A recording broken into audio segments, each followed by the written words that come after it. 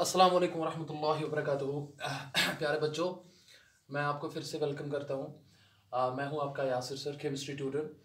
And हम जो chapter discuss कर रहे हैं क्लास 11th के लिए है वो है थर्मोडाइनमिक्स, और आज का हमारा 11th वीडियो लेक्चर है।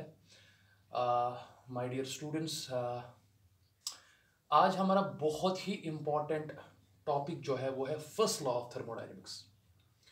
फर्स्ट लॉ ऑफ थर्मोडायनेमिक्स को आप principal of conservation of energy के नाम से भी जानते हो। लोअर क्लासेस में जो आपने principal of conservation of energy का कॉन्सेप्ट पढ़ा है, आज हम इस क्लास में वो इस सूरत में पढ़ेंगे जिसको हम कहते हैं first law of thermodynamics. First law of thermodynamics कुछ है नहीं, बस principle of conservation of energy है, जिसमें आप पढ़ते हो energy can neither be created not destroyed but it can be converted, it can be transformed, it can be changed from one form to another form. तो thermodynamics की language में हम उसको फर्स्ट लॉ ऑफ थर्मोडायनेमिक्स के नाम से जानते हैं। बहुत ज्यादा इंपॉर्टेंट चैप्टर है आज, और इस पे आपको एग्जामिनेशन में, जो आपके बोर्ड एग्जामिनेशन आ रहे हैं, डियर स्टूडेंट्स, आप एक्सपेक्ट कर लेना कि हमने इस पे क्वेश्चन जो है वो करना है। आपको फर्स्ट लॉ ऑफ थर्मोडायनेमिक्स नहीं पूछा जाएगा वहां पे state and explain first law of thermodynamics, वहां पे इस पे प्रॉब्लम्स पूछी जाती है, वो भी मैं आपको सिखाऊंगा। ठीक है, तो चलिए ठीक है, लेक्चर स्टार्ट करते हैं आज का, that is first law of thermodynamics. तो फर्स्ट लॉ ऑफ थर्मोडायनेमिक्स को समझने के लिए हम क्या करेंगे, लेट्स सपोज मैं आपके लिए फिलहाल एक कंडीशन रखता हूं। फिर से मान लीजिए प्यारे बच्चों कि एक हमारे पास एक सिस्टम है। अब हमारे पास सिस्टम यूजुअली क्या होता है, आपको पता है, हम गैसेस की ज्यादा बात करते हैं। तो मान लो हमने एक सिलेंडर लिया है, उस सिलेंडर में हमारा गैस है, ये रखा मैंने एक सिलेंडर और उसमें मैंने गैस रखा, and let's suppose the gas is ideal. ठीक है, और इस सिलेंडर को मैंने एक मूवेबल फ्रिक्शनलेस पिस्टन से जो है वो अटैच किया है। देखिए, देख लीजिए, ये मान लीजिए ये एक मूवेबल फ्रिक्शनलेस पिस्टन है, और ये इसका अपर पार्ट है। This is your piston, this is your cylinder, and this is the gas, this is the system which is inside you. सबको क्लियर हुआ? ठीक है, अब देखिए, अगर ये एक सिस्टम है, अगर ये गैस है, आइडियल गैस है, चलो मैंने माना ये एक गैस है जो कि मैंने इस सिलेंडर में रखा। इस गैस की जो भी अपनी एनर्जी होगी प्यारे बच्चों, इस गैस की जो भी अपनी एनर्जी होगी माय डियर स्टूडेंट्स, उसको हम कहेंगे इंटरनल एनर्जी। तो इस गैस की अपनी कुछ ना कुछ इंटरनल एनर्जी होगी। देखिए, मैं यहां पे लिखूंगा इसकी अपनी कुछ ना कुछ इंटरनल एनर्जी होगी। इंटरनल एनर्जी का कॉन्सेप्ट मैं आपको समझा चुका हूं, एंड लेट सपोज उस इंटरनल एनर्जी को मैं यू या सिंबल ई से रिप्रेजेंट कर सकता हूं। तो आपके पास एक गैस है सिलेंडर में, उसकी जो भी अपनी जो है इनहेरेंट एनर्जी होती है, जिसको आप इंटरनल एनर्जी कहते हो। अब देखिए, मैंने आपको बार बार ये चीज समझाई है, जब भी आप एनर्जी चेंज करना चाहो तो आपके पास दो तरीके होते हैं एनर्जी चेंज करने के लिए। या तो आप हीट देने या लेने से कर सकते हो एनर्जी चेंज, या तो आप प्यारे बच्चों वर्क सिस्टम पे या सिस्टम की वजह से जो होता है। तो दो चीजों की वजह से एनर्जी चेंज की जाती है, एक तो वर्क की फॉर्म में और दूसरा जो है वो हीट की फॉर्म में। ध्यान में रखे बात, ठीक है ना? तो इसका मतलब ये है, अगर मेरे पास एक सिस्टम है, उसकी एनर्जी यू है या उसकी एनर्जी ई है, जिसको आप इंटरनल एनर्जी कहते हो, तो इस सिस्टम की एनर्जी चेंज दो तरीकों से की जा सकती है। नाउ लेट अस सपोज, मान लो मैंने क्या किया, मैंने इस सिस्टम पे, जो कि मेरा गैस है, ये मेरा सिस्टम है, मैंने इस सिस्टम पे क्या किया काम, मैंने इस सिस्टम पे प्यारे बच्चों इसको मैंने क्यू अमाउंट ऑफ हीट दे दी। मान लो इसकी अपनी हीट कंटेंट जो पहले थी वो क्या थी, वो क्यों थी, या कुछ मैंने कुछ और amount of heat they the. Let suppose मैंने क्या की, मैंने क्यों अमाउंट ऑफ हीट सिस्टम को दी, और आपने पढ़ा है दैट हीट एनर्जी देने से सिस्टम की इंटरनल एनर्जी चेंज होती है। खाली यही नहीं, अगर आप इस सिस्टम पे वर्क करते हो, यानी कि पिस्टन को आप मूव करवाना चाहते हो, आप इस पे वर्क करते हो, you are performing the work done on the system, तो उसकी वजह से गैस कंप्रेस हो जाएगा, तो उसकी वजह से भी internal energy of the system change हो जाएगी। तो दो तरीके हैं, या तो आप हीट दे सकते हो सिस्टम को, उससे एनर्जी सिस्टम की चेंज हो सकती है, और दूसरा आप वर्क की फॉर्म में सिस्टम की एनर्जी चेंज कर सकते हो। ठीक है ना? नाउ अगर मान लो अब मैंने जब सिस्टम की एनर्जी चेंज की, तो उसको मैं, उस चेंज को मैं रिप्रेजेंट कैसे करूंगा, उस चेंज को मैं रिप्रेजेंट करूंगा डेल्टा यू से। देखिए, डेल्टा यू से मैंने उसको रिप्रेजेंट किया।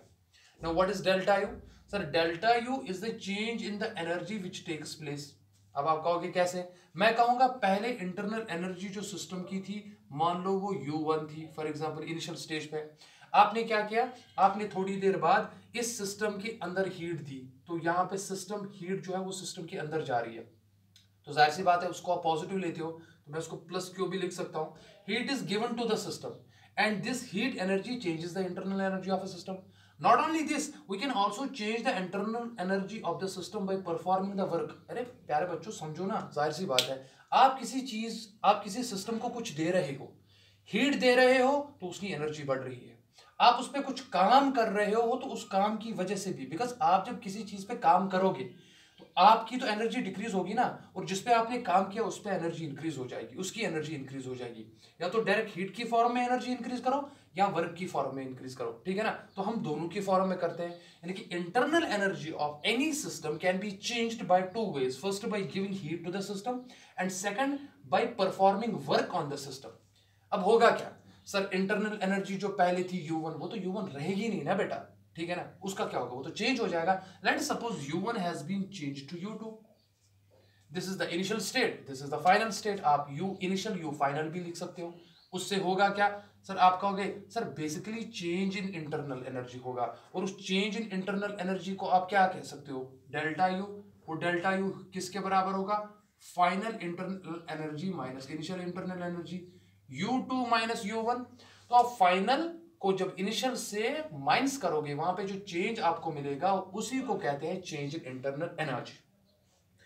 तो what first law of thermodynamics says, it says that the internal energy of a system can be changed, that is delta U, by two ways. One is by giving heat to the system and another is by performing work on the system. Can I write therefore delta U is equal to that is Q plus W. That is Q plus W. This is the equation with you. प्यारे बच्चों. This is the mathematical form of first law of thermodynamics. Simply मैं कह रहा हूं आपसे, first law of thermodynamics ये कह रहा है आपको दैट आप एक सिस्टम की एनर्जी दो तरीकों से चेंज कर सकते हो. एक तो हीट की वजह से, दूसरा वर्क की वजह से उस पर कर सकते हो. यानी कि अगर एक फॉर्म दूसरे फॉर्म में आप कन्वर्ट कर सकते हो. वही होता है दैट हम फर्स्ट लॉ ऑफ थर्मोडायनेमिक्स को principle of conservation of energy भी कहते हैं. That energy can neither be created nor destroyed, it can be changed from one form to another form. ना कुछ बुक्स में आप फर्स्ट लॉ ऑफ थर्मोडायनेमिक्स की equation ऐसे भी देख सकते हो, वहां पर डेल्टा U लिखा होगा, फिर Q के बजाय प्यारे बच्चों डेल्टा Q लिखा होगा. आप Q लिख लो वो भी अमाउंट ऑफ हीट है, आप डेल्टा Q लिख लो वो भी अमाउंट ऑफ हीट ही होगा कुछ ना कुछ, और प्लस वहां पे ऐसे भी लिखा होता है डेल्टा W, ऐसा भी लिखा होता है. तो आप घबराइए नहीं, आप ऐसे लिखो या ऐसे लिखो, it means one and the same thing. So internal energy of a system can be changed by giving heat to the system and by performing work on the system. सबको क्लियर हो रहा है, ठीक है ना. अब देखिए, अगर आपको डिफरेंशियल फॉर्म में लिखना होगा, अगर आपको डिफरेंशियल फॉर्म में लिखना होगा तो डिफरेंशियल फॉर्म में हम ऐसे लिखते हैं, du that is change in internal energy is equal to dq plus dw. हम ऐसे भी लिखते हैं. This is the differential form of first law of thermodynamics. Confuse तो नहीं हो रहे हो ना, सबको समझ आ रहा है ना. अब देखो what's delta U, sir it is a change in the internal energy. What is Q, it is a heat content which is given to the system or given by the system. What is W, it is work done either on the system or by the system. तो इसका मतलब है यहाँ पे आपके पास दो values जो है Q एंड W, इनके दो वैल्यूज हो सकते हैं. या तो आप इनका पॉजिटिव साइन ले सकते हो या तो इनका आप नेगेटिव साइन ले सकते हो. वर्क के भी क्या ले सकते हो, दो साइंस. वर्क हम पॉजिटिव में भी लिख सकते हैं और नेगेटिव में भी. हीट कब आप पॉजिटिव लोगे, जब सिस्टम एब्जॉर्ब करेगा. when system will absorb heat, यानी कि heat is given to the system, उस टाइम जो है हीट का वैल्यू पॉजिटिव लिया जाता है. And when heat is given by the system, यानी कि सिस्टम जो है, सिस्टम हीट का एग्जिट कर रहा है, यानी कि सिस्टम ही हीट बाहर दे रहा है, उस टाइम नेगेटिव साइन लेना है. And work done on the system on the system लोगे तो प्यारे बच्चों पॉजिटिव लिया जाता है, और work done by the system लोगे, ये हम 1000 बार कह चुके हैं, तो उस टाइम आप उनको प्यारे बच्चों नेगेटिव लेते हैं, ठीक है ना। तो वो हम फिर अप्रोप्रिएट फॉर्म में लिख सकते हैं यहाँ पे। यहां तक क्लियर हुआ? तो this is your statement of first law of thermodynamics. Change in internal energy of a system is equal to the heat given to the system or by the system or work done by the system or on the system. इसी को कहते हैं mathematical form और mathematical equation of first law of thermodynamics. सबको समझ आया? Just duster लाता हूं। अब देखिए, इस चीज पे आपको कुछ इंपॉर्टेंट चीजें याद रखनी है। वो क्या है वो मैं आपको बताता हूं। देखिए,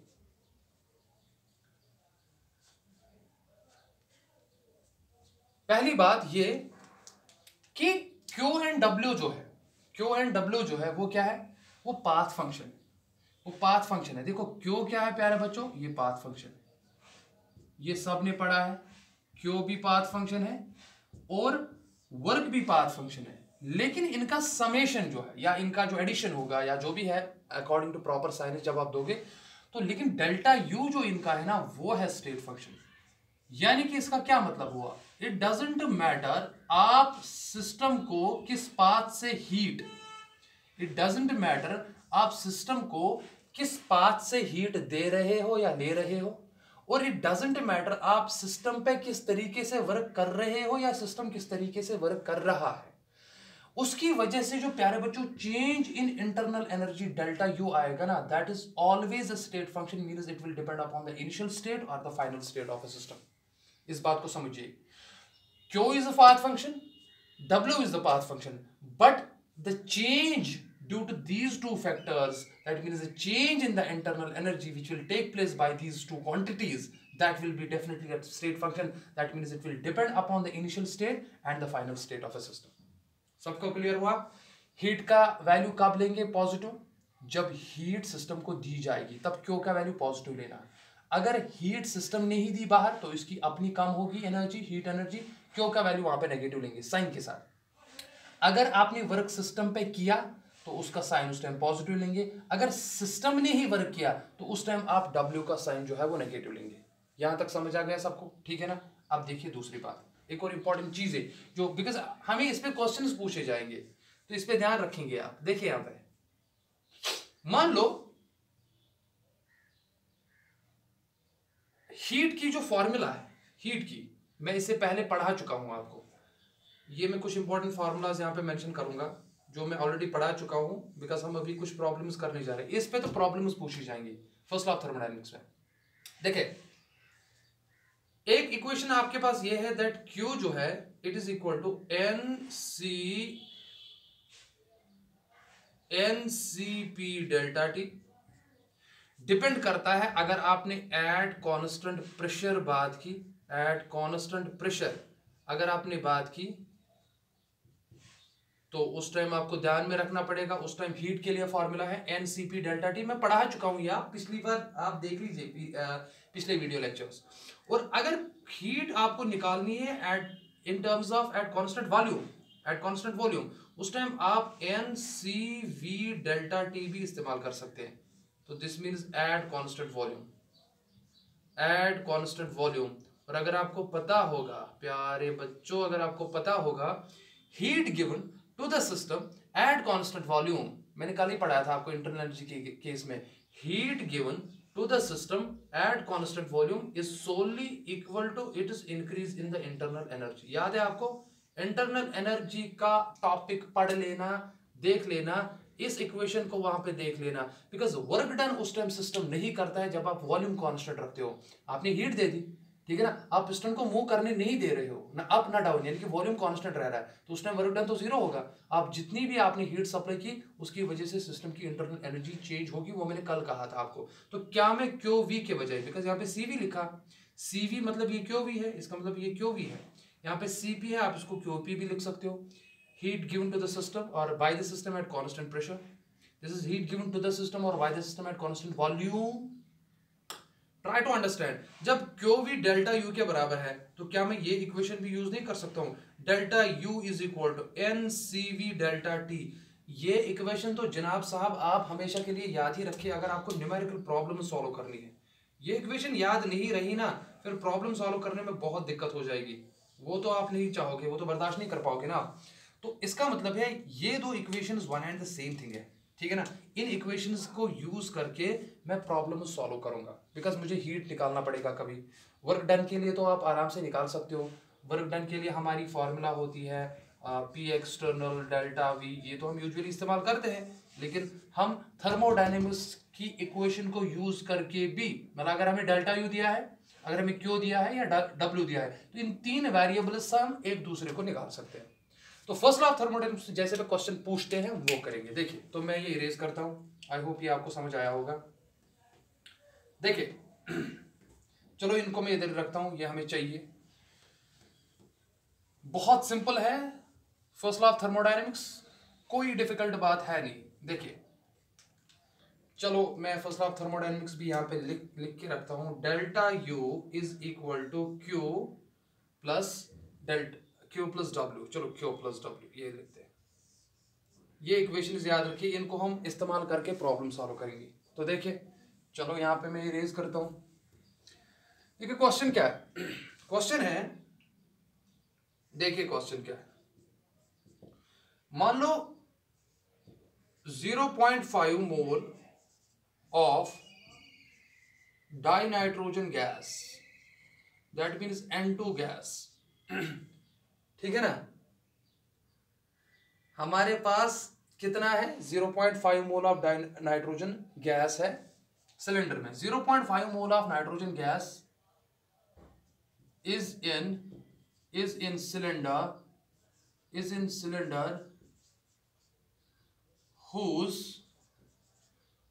whose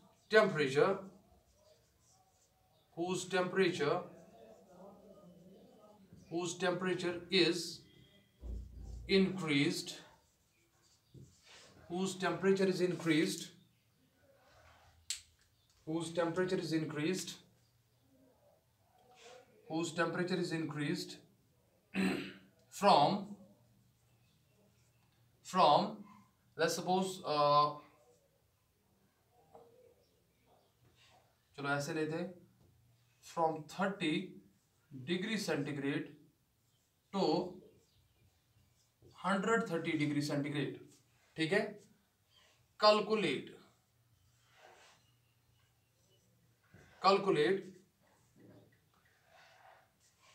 क्या क्या कैलकुलेट करेंगे, देखिए क्या क्या कैलकुलेट करेंगे। पहले हम हीट करेंगे, कैलकुलेट हीट।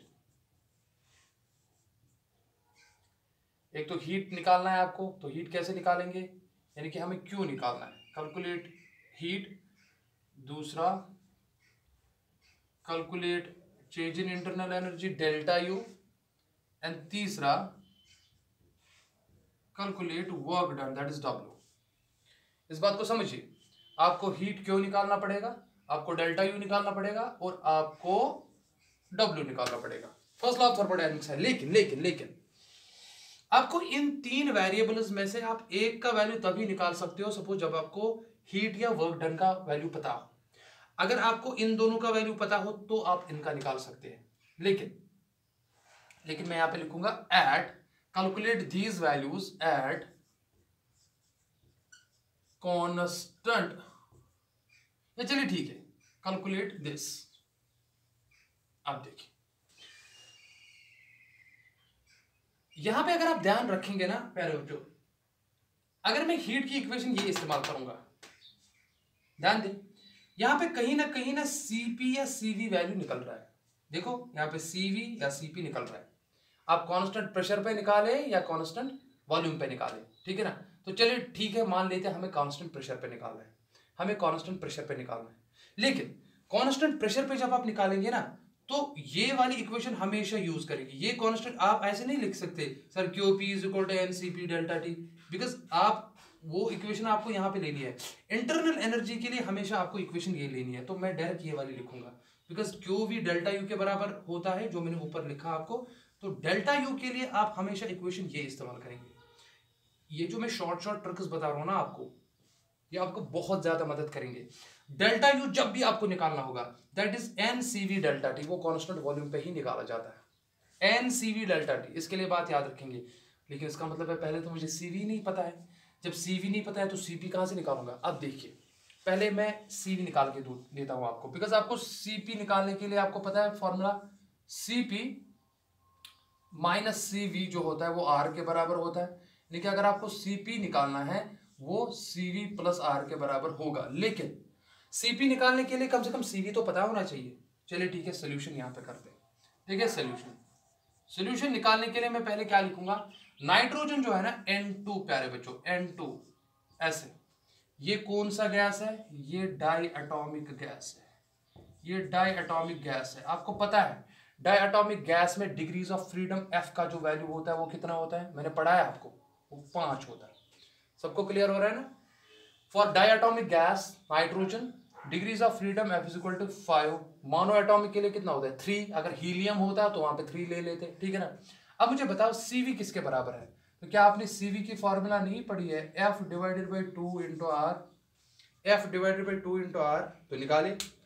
जब F divided by 2 into R निकला तो बताओ CV किसके बराबर आया, sir CV is equal F कितना है, F तो 5 है, 5 डिवाइडेड बाई 2 इंटू आर।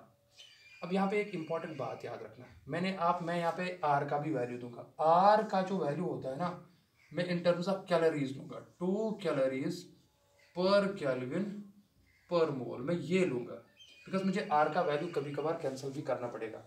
जरा अगर देखो यहाँ पे मैं R का वैल्यू 2 कैलोरीज लूंगा तो क्या मैं लिखूंगा 5 डिवाइडेड बाई 2 इंटू ये कितना हो गया 2 कैलोरीज पर केल्विन पर मोल।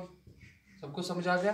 तो यहाँ पर 2 तो कैंसिल हो गया, तो कितना निकला आपका फिलहाल CV का वैल्यू निकला 5 कैलोरी पर केल्विन पर मोल, यानी कि आपका CV का वैल्यू आया 5। ये CV का वैल्यू आपका 5 आया, इस पे ध्यान दो, CV का आ गया। चलिए CP का निकाल के रखते हैं, जरा CP का बताओ कितना होगा। Therefore CP is equal to, CP किसके बराबर होगा CV प्लस R।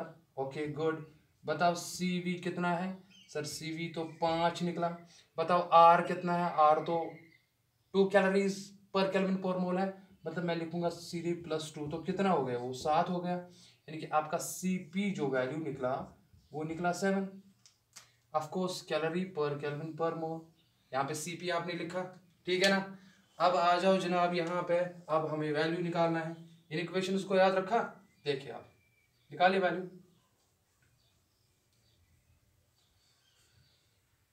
तो चलिए ठीक है, पहले क्यू निकालते हैं। क्यू के लिए कौन सी इक्वेशन यूज करेंगे, क्यू के लिए हमें हमेशा इक्वेशन जो यूज करनी है वो है NCP डेल्टा टी।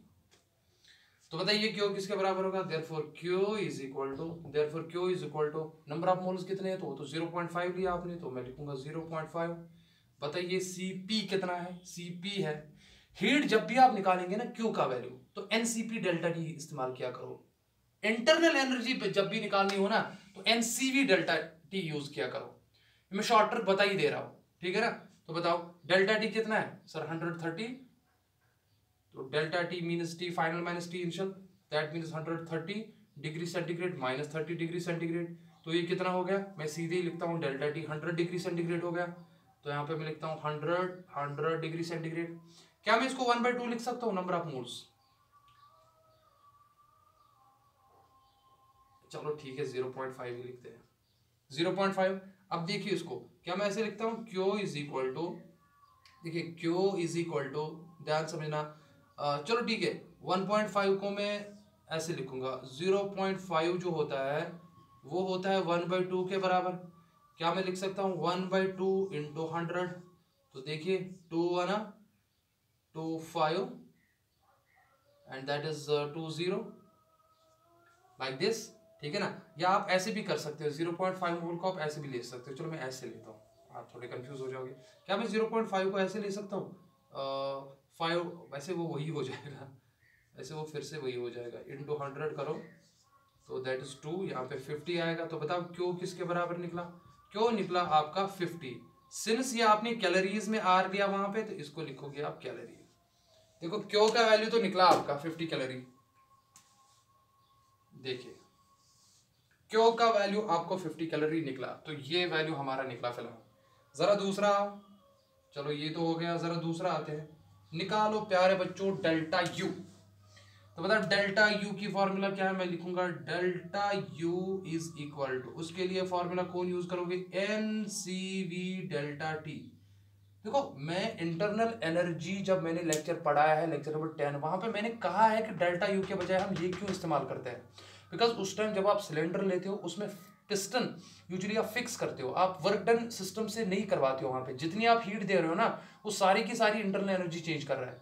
तो वहां पे हम डेल्टा यू के बजाय क्यू यू वी भी लिख सकते हो, लेकिन Q V is equal to delta U, therefore formula ये इस्तेमाल होगी डेल्टा यू। तो बताओ किसके बराबर होगा, therefore delta U is equal to number of moles फिर से 0.5 है, ओके, इनटू बताओ सीवी कितना है, सर सीवी तो इस टाइम 5 है, तो डेल्टा टी फिर से आ गया 100।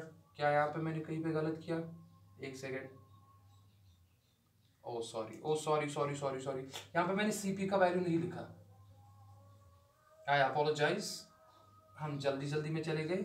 सीपी का वैल्यू कितना था 7 और मल्टीप्लाइड इसका वैल्यू था 100, ठीक है, तो कितना हो गया 1/2 इंटू 7 इंटू 100, तो दैट इज 2 1, और यहाँ पे 50 आ जाएगा, तो कितना आ गया यहाँ पे 0 0 हो गया, 7 5 35, सो 350 कैलोरीज आ गया।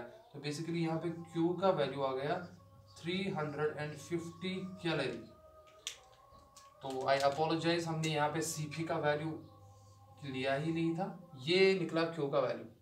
चलिए delta U is equal to N C V delta T, N 0.5 है, सी वी 5 है, तो डेल्टा टी 100 है, ठीक है ना। तो यहाँ से फिर से क्या करोगे, यहाँ से फिर से आप ऐसे करोगे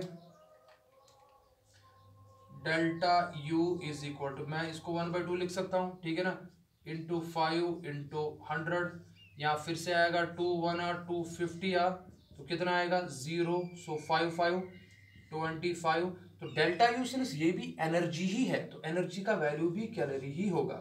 तो कितना निकला प्यारे बच्चों डेल्टा यू आपका, सर डेल्टा यू का वैल्यू निकला 250 कैलोरीज। अब एक इंपॉर्टेंट बात याद रखो, इसको मैं पहले ब्रैकेट में कर देता हूं यहाँ पे, देखिए इंपॉर्टेंट बात, आप 0.5 मोल ऑफ नाइट्रोजन गैस जब ले रहे हो सिलेंडर में, जिसका आप टेम्परेचर इंक्रीज कर रहे हो फ्रॉम 30 टू 130 डिग्री सेंटीग्रेड, तो यहां पे टेम्परेचर इंक्रीज कर रहे हो। प्यारे बच्चों टेम्परेचर इंक्रीज कब होगा, टेम्परेचर इंक्रीज तब होता है जब आप सिस्टम को हीट दे रहे हो। तो यहाँ पे जो हीट निकली ना, ये आप सिस्टम को दे रहे हो, heat is given to the system, इसलिए यहाँ पे इसका वैल्यू प्लस 350 लोगे, और उसकी वजह से इंटरनल एनर्जी भी क्या होगी, जाहिर सी बात है वो भी तो इंक्रीज ही होगी ना, तो डेल्टा यू का वैल्यू यही निकला। तो रही बात आपका वर्क डन, तो वर्क डन निकालने के लिए आप क्या करेंगे, use first law of thermodynamics की मैथमेटिकल इक्वेशन जो आपको पता है। तो क्या आएगा वैल्यू, तो वैल्यू सीधे आएगा क्या, देयरफॉर वर्क डन जो निकलेगा आपका तीसरा पार्ट, मैं लिखूंगा वर्क डन, मैं पहले लिखूंगा फर्स्ट लॉ ऑफ थर्मोडायनेमिक्स क्या बताता है, डेल्टा यू तीसरे पार्ट का is equal to sir Q plus W.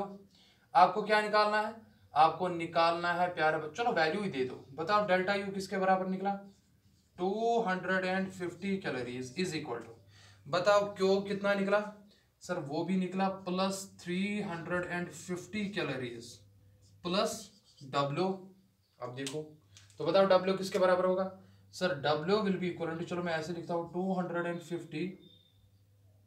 250 calorie, इसको यहाँ पे ले आओ इक्वल के इस साइड, तो ये बनेगा माइनस 350 कैलोरी।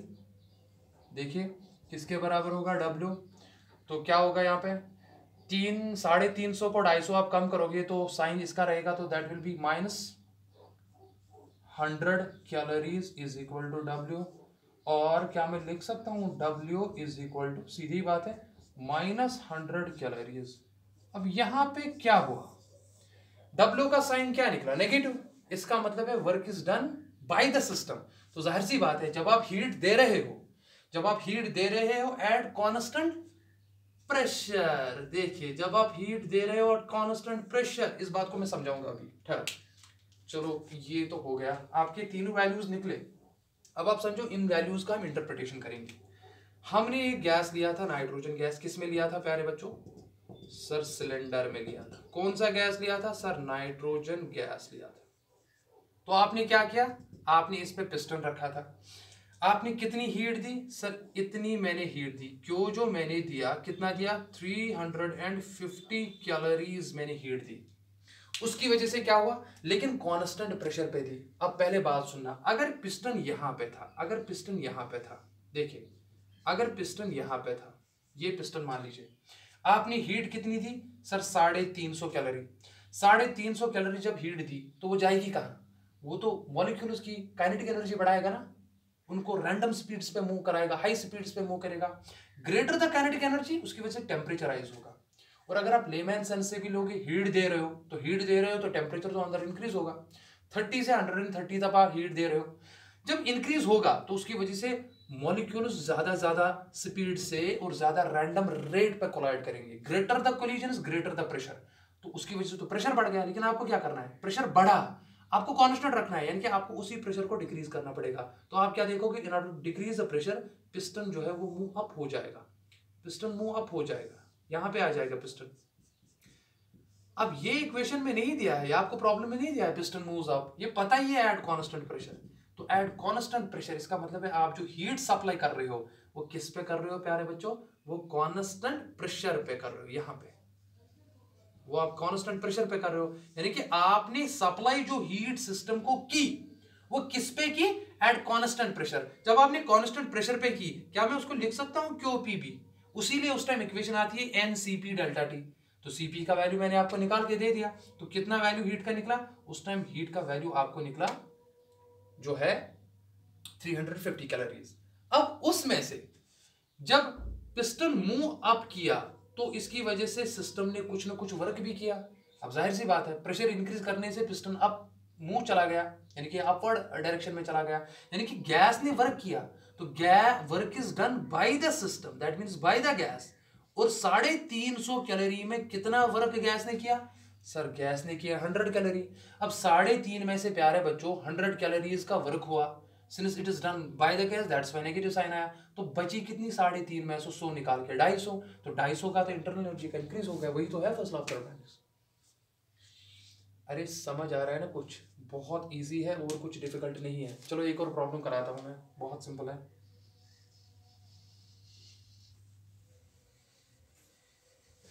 ये तो इससे ज्यादा सिंपल है और कुछ नहीं है। देखो क्वेश्चन क्या है, क्वेश्चन है न्यूमेरिकल प्रॉब्लम क्या है। मान लो आपने मान लो 500 कैलोरी जो है हीट आपने is given to 500 calorie heat is given to system due to which, उस हीट की वजह से क्या किया सिस्टम ने? Due to which system performs work of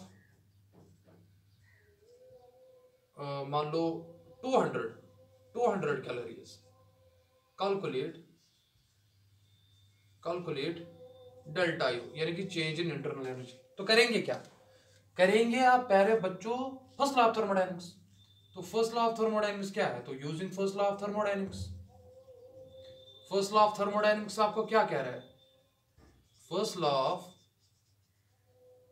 thermodynamics आपको कह रहा है that delta U is equal to Q plus W. Simple है, आपको डेल्टा यू निकालना है। कितनी हीट दे दिया आपने सिस्टम को? 500 calories of heat is given to the system. जब टू द सिस्टम तो ये प्लस साइन आएगा, इसका मतलब ये होगा प्लस 500 कैलोरी। अच्छा, प्लस फिलहाल फार्मूला का, due to which the system performs work, यानी कि सिस्टम वर्क कर रहा है। जब सिस्टम वर्क करेगा तो जाहिर सी बात है कितना वर्क करेगा? सिस्टम परफॉर्मेंस वर्क, तो उस टाइम वर्क का साइन आपको नेगेटिव लेना पड़ेगा। मैं आप यहां पे नहीं लिखूंगा, मुझे नीचे लेना पड़ेगा। यहां पे समझो, ये चीजें क्वेश्चन में तो नहीं दी होगी। Due to which the system performance work, यानी कि work is done by the system. तो कितना वर्क कर रहा है? -200 कैलोरीज। अब दिमाग में लड़ाओ खुद ही। तो डेल्टा यू किसके बराबर हो गया सर? ये तो प्लस 500 हो गया, 500 calories plus into minus, that is -200 calories. तो कितना आ गया डेल्टा यू? 500 में से 200 घटा लो तो कितना आ गया? 300 कैलोरीज इज द आंसर। अरे क्या समझ नहीं आया आपको मैंने क्या कहा? तो delta U change in internal energy कितना हुआ, हो गया 300 केल्विन। यानी कि 500 केल्विन जो आपने हीट सिस्टम को दी, उसमें से सिस्टम ने जो काम किया वो 200 कैलोरीज का करा, तो बाकी जो बचा जिसकी वजह से सिस्टम की अंदर वाली अपनी एनर्जी इंक्रीज हो गई, तो वो कितने से होगी, वो तो 300 कैलोरी की वजह से होगी। ठीक है ना।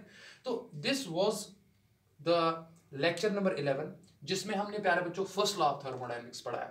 तो फर्स्ट लॉ ऑफ थर्मोडायनेमिक्स कुछ है नहीं, ये बस आपको ये बताता है कि हम एक फॉर्म ऑफ एनर्जी दूसरे फॉर्म ऑफ एनर्जी में कन्वर्ट कर सकते हैं। यानी कि first law of thermodynamics is a quantitative way to explain the principle of conservation of energy.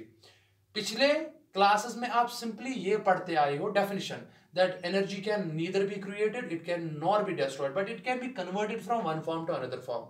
But today first law of thermodynamics explains you the principle of conservation of energy, but quantitatively in terms of equation, where it says that if you give certain amount of energy in terms of heat to the system, some will be dissipated, some of the energy of the heat energy will be performed, will be used to do the work, and the remaining will be definitely used to increase the internal energy of a system, considering no energy has been lost as some energy, some other forms of energy. You are getting? So this is what first law of thermodynamics is all about. And the most important thing about the first law of thermodynamics is that इस पे आपको board examination में या competitive examination में questions पूछे जाएंगे। इस बात को ध्यान में रखना। आपको स्टेटमेंट नहीं पूछा जाएगा, आपको क्वेश्चंस पूछे जाएंगे। इतनी इंटरनल एनर्जी का चेंज हुआ तो बताओ वर्क डन कितना हुआ, बताओ वर्क डन इतना हुआ, इंटरनल एनर्जी का चेंज इतना हुआ, बताओ सिस्टम में आपने हीट दी या ली कितनी है। तो आप इस इक्वेशन से यूज कर सकते हैं, बट प्रॉपर साइंस वर्क और हीट का आपको इंट्रोड्यूस करना पड़ेगा। डेल्टा यू का साइन जो है ना वो ऑटोमेटिकली निकल आएगा। तो डियर स्टूडेंट्स, मिलते हैं इंशाल्लाह वीडियो लेक्चर नंबर 12 में। टिल देन, फी अमानिल्लाह, अस्सलाम वालेकुम रहमतुल्लाह।